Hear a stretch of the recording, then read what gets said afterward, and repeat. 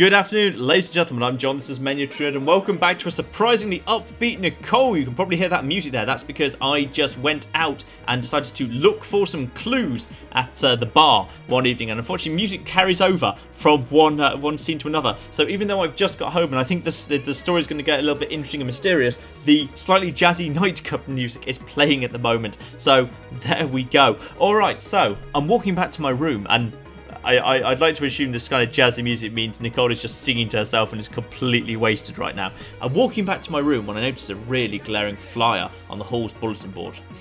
What is this? Oh boy, it looks like an opening as park volunteer is available. The pay's fine. I guess the pay for a volunteer wouldn't be that great, huh? But hey, I can get more in touch with my natural side this way. I hope my phone still gets service out there. And I've picked up a new job. I'm guessing maybe this is the background job for if, like, you fail literally everything else. Though I'd guess... Oh, no, maybe this is just the background job for... What's the stat that we haven't got yet? We haven't got the, Oh, this might be the social job, then. This might be the social job, because all the other jobs, yeah, cafeteria was for zeal, diligence at the store, wit in the lab. So I guess if you get to be part volunteer, you get to, like, help people and show them around and stuff. So I guess maybe that's the social job. Okay, that's interesting. So that's the third, what I assume to be the fourth and final job. So we've got to the Monday of the following week, and now I can just check. So obviously I have my classes in the morning, and I'm always free in the afternoon. So I've got, I think, 2 slots which I'm allowed to work in. The first and second afternoon slot. So let's just check out what the public park job is. Because I assume, yep, it is. It is social stat goes up. But the earning is quite poor next to some of the others. So I'm going to leave that for the moment. But do I actually want my social stat to accelerate a bit? No, actually, you know what? Just for a minute, I'm just going to focus on getting a bit of money. Because as Nicole says, a girl's got a bank. So let's do some of this. So social stuff. Yep, we'd have 9 and money plus 17. Look at that. Look at that. Oh no, is it literally only 1 slot I'm allowed to work in? Yeah, okay, so in an average, it looks like I can only work 1 slot a day, but obviously I should pretty much always do that. So that kind of makes me think maybe, if all I'm going to do is do 1 movie feature per day, then do I actually need to do anything other than public park? And what does this cost, by the way? So it's $10 to go to the gym, so, but again, that's for diligence, but it's not that good for diligence, so I really don't know why I'd bother training at the gym. The gym's expensive. Takes an entire day's shift at work just to afford to go to the gym. I feel like that's a bit unreasonable, quite frankly. Meanwhile, let's get back into our new routine and go and check out a movie. And then as my morale is getting a little bit low, I will nap to the end of the day, and I think that works out quite nicely. We'll have a nap, and then we'll go straight into sleeping overnight, and we will, by the following day, be very good indeed. So there we are. We are up to, 82 morale, 100 NG. I feel like we are in good shape on that regard. But it looks like on Tuesday morning we've run into a new event. I stop in my tracks on the way to economics class. Oh, not economics class. You know what that means? It's flipping Kurt the Idiot. Oh, cute.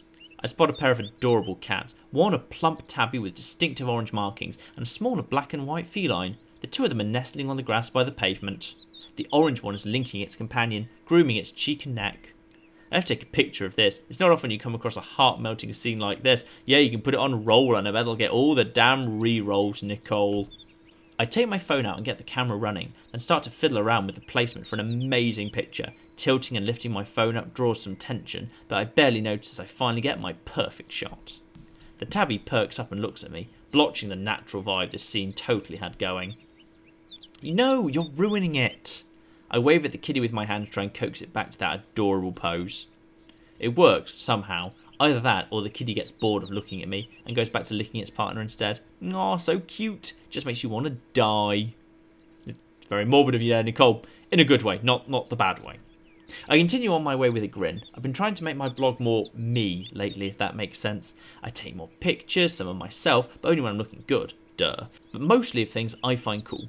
Oh, and I write text posts about more personal things like school, family, the real nitty-gritty, etc. I'm getting more followers that way. And not to toot my own horn, but I already had a lot to begin with.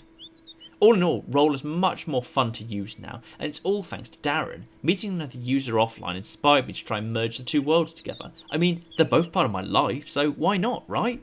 And speak of the devil, I look ahead to see Darren is coming this way. However, he isn't alone. There's someone walking next to him. Do we have our first multi-hunky boys event happening? Oh boy. My face drops and I recognise the tall, golden-haired moron walking in step with Darren, but it's already too late to run. Kurt sees me and dons that annoying smirk he wears before he starts pushing my buttons like a factory worker. Oh my goodness, Double Hunky Boy! Oh my goodness, yes! Yes! Oh, I'm so excited for Double Hunky Boy goodness. Hey there, gorgeous. Darren looks up from his phone as Kurt stops in front of me. He offers me a little wave, and I return it politely before dealing with Kurt. Oh, I hope I get to shoot down Kurt in favour of Darren, because you have no idea how much I want to do that right now. Drop it, Maidry. I just ate lunch. I turn back to Darren now, with a considerably sweeter smile. Is this guy giving you trouble, Darren? Darren shyly replies with a shake of his head.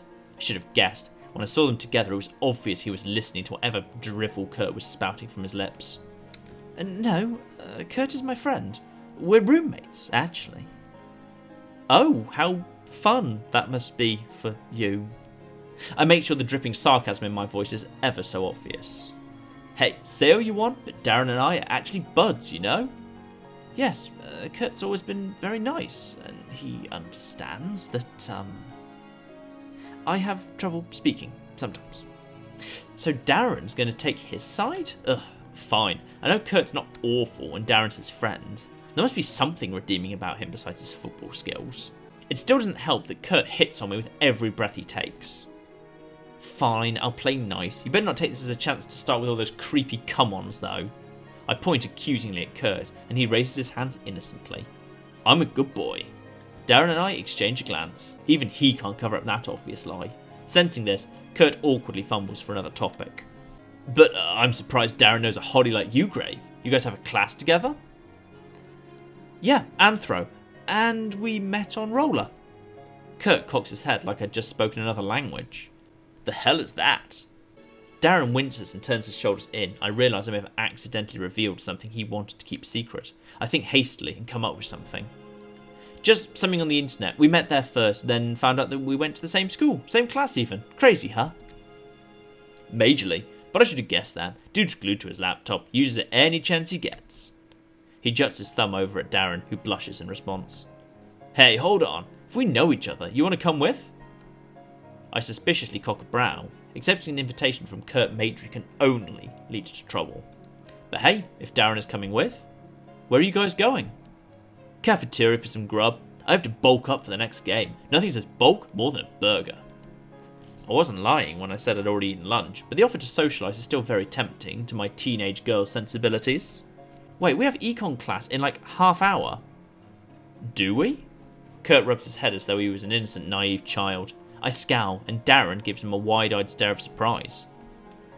Kurt, you said that you were free. Hey, I wasn't lying. You've seen me eat. I can definitely scarf that burger down in half hour. He stops and scratches his cheek. At least, I think I can. I point past the duo, unamused. Econ class is that way. That manages to shut Kurt up. He eyes us like he's cornered prey, and we're ready to bite with fangs of truth and justice. Wow, that sounded so cool in my head. Alright, fine, I'll give. I wanted to skip today. But Kurt... Darren's tone suggests he can think of no greater offence than skipping class. He's on the verge of freaking out due to his newly discovered role as a partner in crime. His hands ball into fists, and he holds them closer to his chest in protest. You've already tested poorly in that class. This won't help you pass. Relax, man. It's just one class. You're losing it on me again. This has to be the most emotional I've seen Darren behave. I'm literally shocked he could act this excitable. Okay, I'm kind of jealous. Maybe really jealous. I guess Darren did say he had an easy time talking to people he knew well. But does that mean he doesn't know me that well? Maybe it's just that he knows Kurt way better. Ah, no, this is totally going to bother me. Okay, I'm in. Darren and Kurt stop squabbling for a second and look at me and my bold proclamation. For serious? For serious. I didn't feel like going to econ today anyway. Besides, you have to skip class at least once in college. It's like, Nicole! Nicole, shame on you.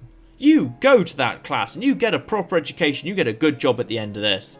I am not amused with this whatsoever.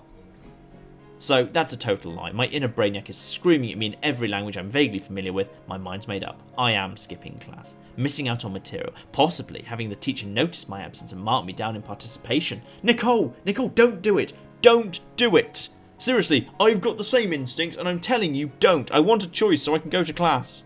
Oh man, is this really a good idea? Darren doesn't look like he thinks so. He's frowning, less than pleased to say the least. Give me a choice. Give me a choice. I don't like this. Loosen up, bro. I'll make it, no sweat. Kurt'll be fine. I'm his econ tutor. I can make sure he gets it before the test. How are you going to get it if you aren't in the class either, Nicole? That still doesn't seem like enough to convince Darren. But when Kurt wraps his arm around Darren's shoulder and pulls him close, that's all it takes to soften him up. Okay, fine. I trust you two. Heh, sweet. Next stop, ladies and gentlemen, the cafeteria. The university cafeteria is filled with the smell of warm and inviting food. It's buffet style here. We can get whatever we want and however much we want of it. Tons of options are available. There's American food, Chinese food, Italian food, Mexican food. The list goes on and on. I love coming here because it's like there's always something different to try. We easily find an unoccupied table and claim it as our own. It's pretty empty here for once. I figure it's because most people have class around this time and aren't borderline delinquents like us. Kurt is the first one to drop his stuff on our table. He then eyes Darren and me, impatiently rubbing his hands. Alrighty, so who's on table watch? As he takes a seat, Darren quietly raises a hand. I can do it. Awesome, knew I could count on you, bro. Kurt gestures to the food lines and rushes off, presumably to get that burger he's been craving. Meanwhile, I turn to Darren. Are you still mad? I wasn't that mad. I was only worried about Kurt. He's here on an athletics scholarship, and if he doesn't achieve the grades he needs, it could mean big trouble for him later on. As much as I love the thought of Kurt being in trouble, that's not going to happen with me as a tutor. I cross my arms and rock back on my heels. You can say I'm kind of a big deal, an economic prodigy perhaps. Darren stares at me blankly. It was a joke. Oh. Nervously, Darren readjusts his glasses and I laugh at his reaction. I swear, he's a riot. So, I'm not really hungry, but do you want anything? Since you're saving the table, I can get it for you. I was planning on getting something sweet for a snack. Unfortunately, I forgot to look up the menu, so I'm not sure what they're serving today. Can I trust you to use your best judgment? Oh, Roger. I'll take care of it. BRBs. I stick my tongue out, then head to the dessert section. I figure I can spare a slice of cake or a scoop of ice cream, but wow, there are tons of choices. What the heck do I get? Darren's counting on me here. Oh no, what do I get for Darren?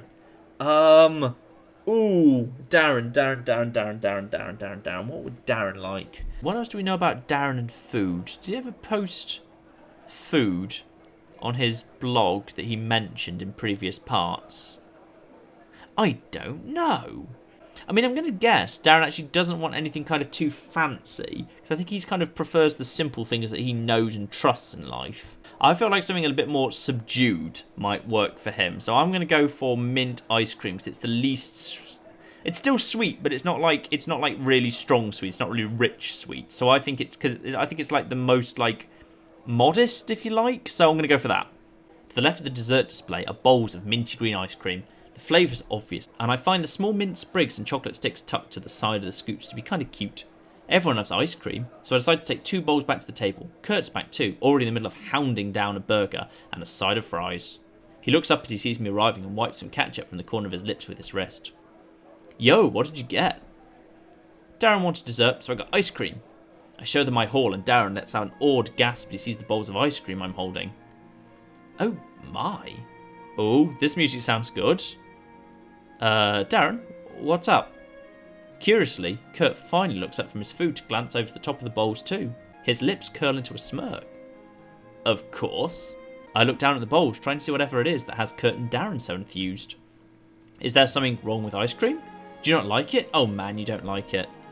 Darren smiles shyly, which stops my paranoid babbling. Smiles are good, right? That's my favourite type of ice cream. Oh yes! Oh yes! What a guess! Yes, smiles are awesome. I silently breathe in relief. For a minute I thought I'd messed up. Thank God that it's the exact opposite.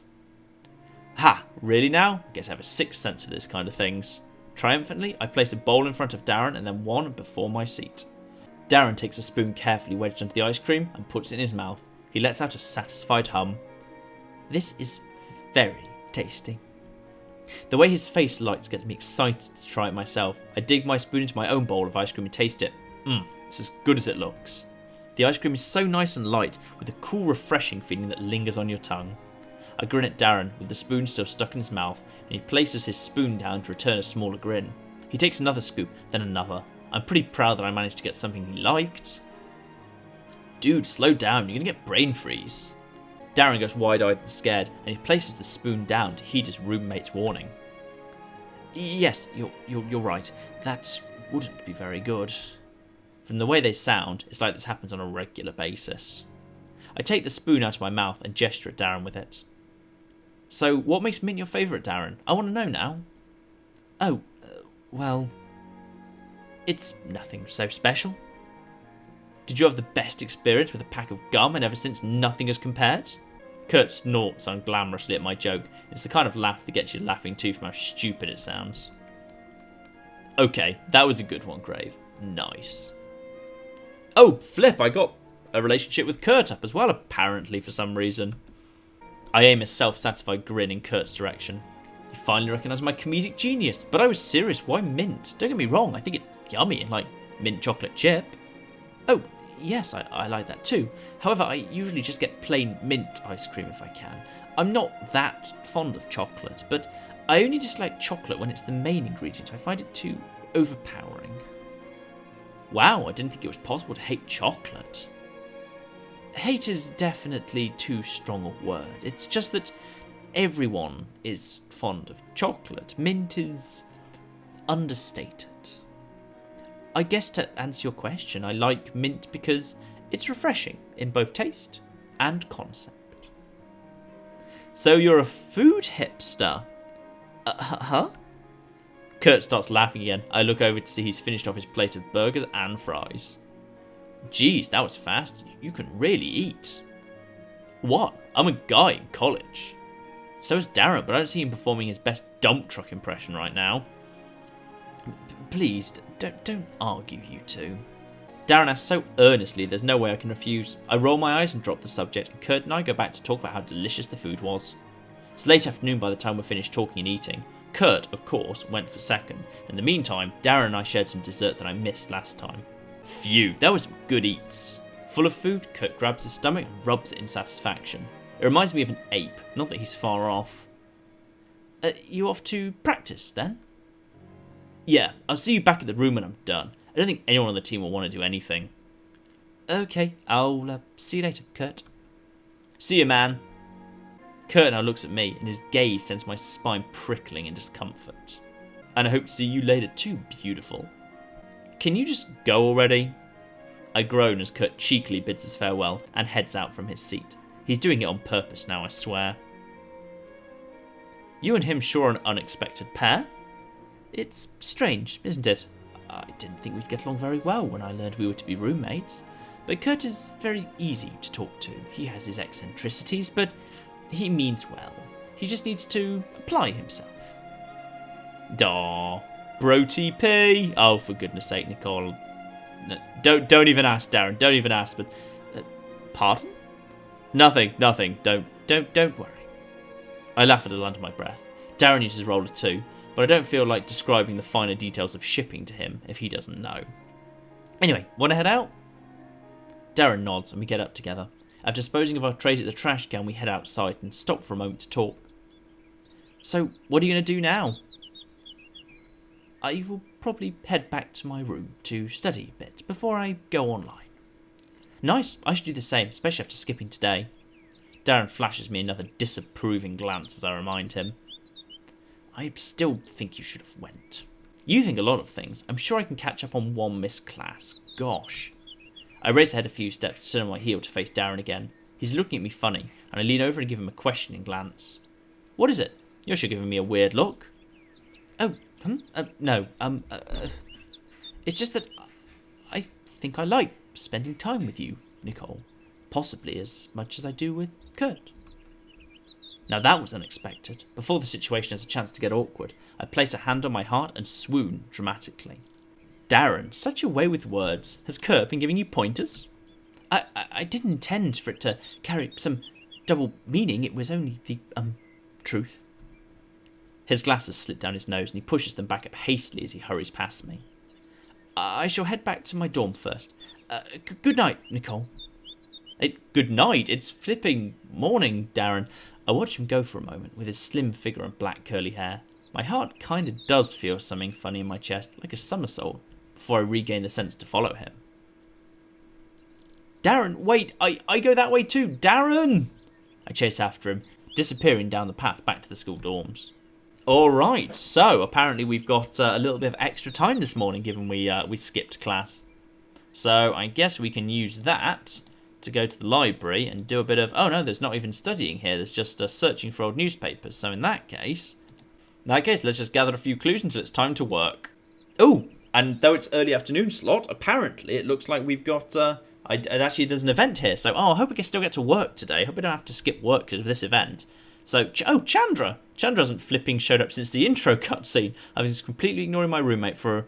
Did this game begin September the 1st? I don't know if it's somewhere about there. I can't remember now. Chandra isn't back when I get back to our room. I'm actually kind of grateful since today has got me beat. Napped? No, it's not nap time. It's go to work time, Nicole. I was like, how has today got you beat? You didn't even flipping do anything. You skipped class to go and eat burgers and ice cream with friends. How has this got you beat? I shrug my shoulder bag off onto the floor, kick off my shoes, and then fall face first onto my mattress. So comfy. I really need this. I drift off, hugging my pillow under my chin, and it's like nothing can ruin this for me. It's never that easy though. I groan as my phone starts buzzing in my pocket. I was so tired I didn't bother taking it out. Grumbling with my face still in my pillow, I dig in my pocket for my phone. I'm gonna kill them. I look at the caller ID with squinted eyes. Oh, it's Mom! I have parents. Oh, just kidding, it's my mom. I sigh as I debate if I should answer this or not. On one hand, I have a good excuse. I was taking a nap. On the other, my mom probably won't care. Ugh. I answer the phone and place a phone to my ear. Hello? I roll over onto my back and look up at the ceiling. Oh, so you actually did remember that you had a mom. My mom's there. What accent should I give Nicole's mum? I've no idea. She sounds annoyed. I'm just going to give her a generic annoyed accent for now. Thea Merrin, a single working mother of two who never lets me forget it. I love her, don't get me wrong, but the woman is a world-class nagger. Hi, Mum, how are you? My voice is low, unenthusiastic drone. I just got home from a band-boosting meeting. You would not believe how expensive these new uniforms are going to be. It is just outrageous. Aren't there, like, fundraisers for that? Not enough, apparently. They want us to sell cookie dough now. Who do you think we are, Mrs. Plains? I hear my mom groan into the telephone receiver as she finishes complaining. How are you? Caleb already misses you, by the way. Don't tell him I told you. Aww. I sit up and cradle the phone to my face. I was always close to my little brother, Caleb. Thankfully, we didn't have any of that typical brother-sister relationship where he annoyed the heck out of me. I actually miss him a whole bunch right now. Tell him I miss him too, and I'm doing fine. Classes are different. There's, like, no homework. Pretty weird. I told you that would happen when you entered college, honey. It's going to be much more different from here on out. Yeah, I know, Mum. Gosh, I can handle it. Fine, it wasn't your academic performance I was worried about anyway. There's a weird pause on the other line, like my mom's thinking of how to word something. That's not normal. My mom's the type of person who blurts the first thing that comes to mind. We're pretty similar that way.